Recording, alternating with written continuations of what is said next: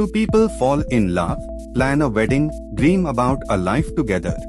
And then, somewhere between the vows and the rent, they start fighting about money.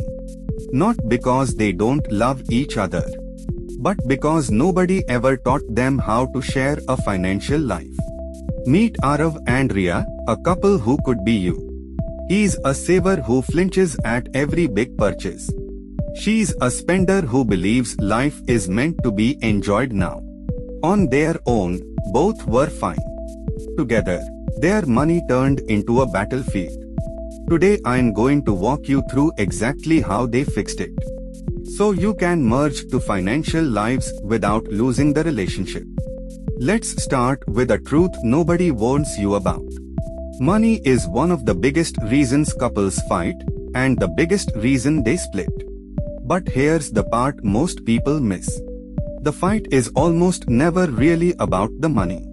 It's about fear, control, respect, and feeling unheard. When Ria overspent, Arav didn't feel poorer. He felt ignored, like his future didn't matter to her. When Arav questioned a purchase, Ria didn't feel corrected. She felt controlled, like she was a child asking for permission. Same rupees, two completely different wounds. Once you understand that, everything changes. You stop attacking each other and start attacking the problem together.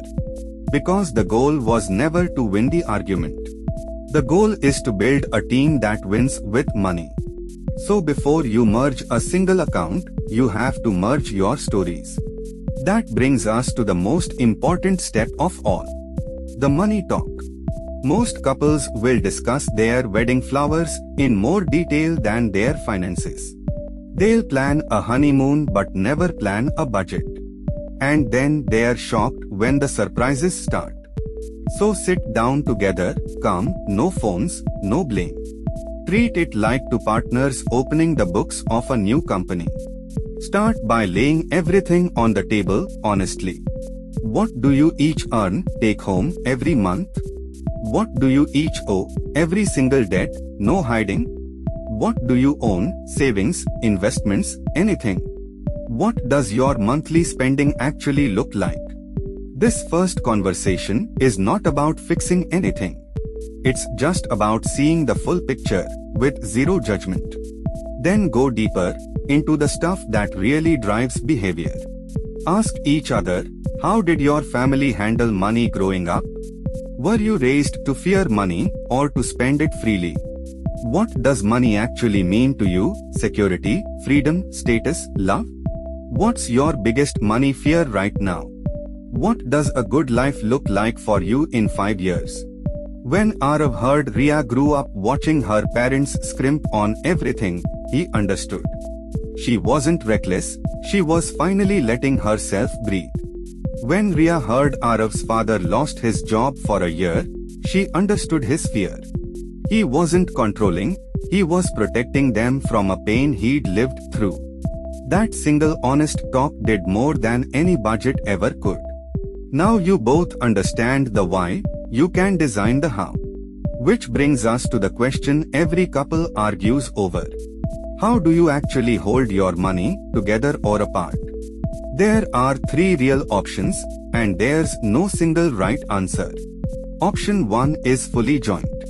Every rupee goes into one shared pool, and you both draw from it. It's simple, transparent, and it screams we're a team. But it can feel suffocating if one partner watches every coffee the other buys. Option 2 is fully separate. You each keep your own account and split the shared bills somehow. It protects independence, which matters a lot to some people. But it can quietly keep you living like roommates instead of partners. And it gets messy fast when one person earns or spends very differently. Option 3 is the hybrid, and for most couples, it's the sweet spot. Here's how the hybrid actually works. You open one joint account for everything shared. Rent, groceries, utilities, kids, vacations, shared goals. You both contribute to it every month, automatically. Then you each keep your own personal account too. Your own money, for your own guilt-free spending. Arav can save his slice obsessively if he wants. Ria can spend hers on whatever makes her happy, no permission needed. Neither one has to explain or justify their personal account. The shared life is funded, and the individual stays free. That balance is what kills 90% of the small money fights. Now we hit the question that trips up almost everyone. What happens when one of you earns far more than the other? Arav earned twice what Ria did. So they tried splitting every bill 50-50, fair and square. But it wasn't fair at all. That 50% barely dented his salary.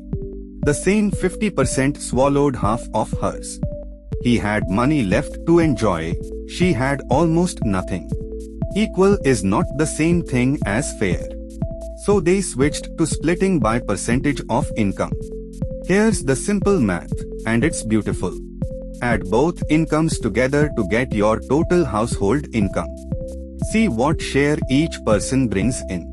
If Arav earns 60% of the total, he covers 60% of shared costs. If Ria earns 40%, she covers 40%.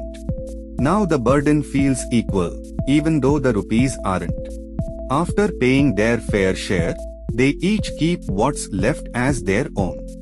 Suddenly the lower earner doesn't feel poor in their own marriage.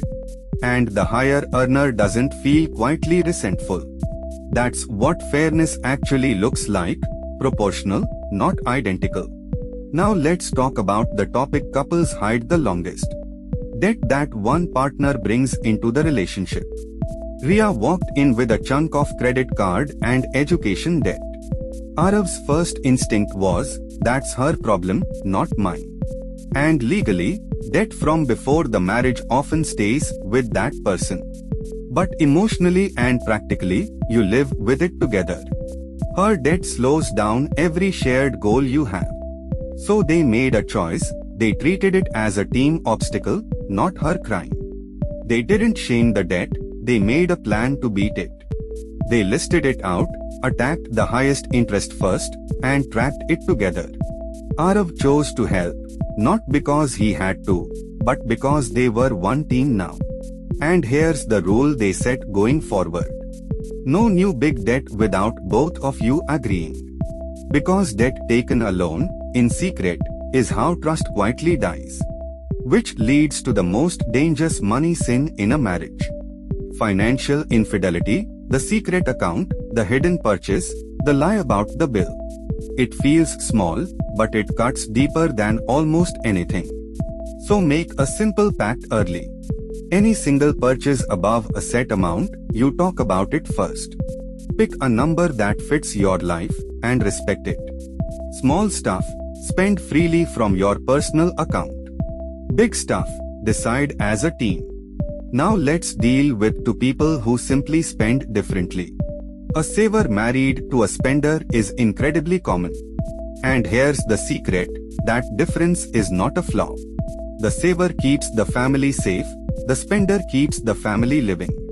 You actually balance each other if you stop trying to convert each other. Arav stopped policing Ria's joy. Ria stopped mocking Arav's caution. Instead, they built a system where both instincts had room.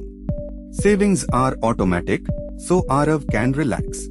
Personal fun money exists, so Ria can breathe. The system holds the discipline, so the love doesn't have to carry it. Now, before any of this even starts, comes the very first big test. The wedding itself. An entire industry is built to make you overspend on one single day. You'll be told it's once in a lifetime, so spend like it. But starting a marriage buried in wedding debt is a brutal way to begin. So decide together, what is this day actually worth to us? Set a number you can truly afford, and protect it fiercely. Remember, the size of the wedding has zero connection to the strength of the marriage. A smaller celebration and a fully funded life beats a grand party and a year of debt. Spend on the marriage, not just the wedding. Arav and Ria cut the guest list and kept the savings. Their first month as a couple was calm, not crushed by bills. And that calm gave them room to build something bigger. Which brings us to the real reason all of this matters. Shared goals. Money with no shared purpose just becomes a thing to fight over. But money pointed at a common dream becomes a thing that unites you. So sit down and dream out loud together. Do you want a home, kids, travel, an early escape from work? Put real names and rough numbers and dates on those dreams. Then build one simple system to fund them. Automatic transfers into the joint account the day you both get paid. Automatic savings toward each named goal before you can spend it. You check in once a month, just 15 calm minutes. What came in, what went out, are we still on track? No blame, just two teammates reading the same scoreboard. When you both watch the same goals grow, money stops being the enemy. It becomes the proof that your team is working. Now let me leave you with the mindset that holds it all together. Stop keeping score of who paid for what. The moment money becomes a weapon, you've both already lost. You are not opponents splitting a bill. You are partners building one shared future. Be honest, even when the number is embarrassing. Be generous, even when you technically don't have to be. And be patient, because merging to money lives takes time. There will be slip-ups, there will be hard talks. What matters is that you face the money as a we, never as a me versus you. So let's bring it all together. Have the real money talk before you merge anything. Choose joint, separate, or hybrid, and most of you will love the hybrid. Split by percentage of income, so fair beats equal. Face debt and spending differences as a team, not a trial. Keep the wedding sane and the marriage funded. Build shared goals and one simple automatic system to reach them. Do that, and money stops being the thing that breaks couples apart. It becomes the thing that quietly binds you together. So here's my question for you. Are you and your partner team joint, team separate, or team hybrid? Tell me in the comments. I read every single one. Follow Wealth Insight Hub for money, business, and success psychology. Build the system now, and your future together gets easier from here.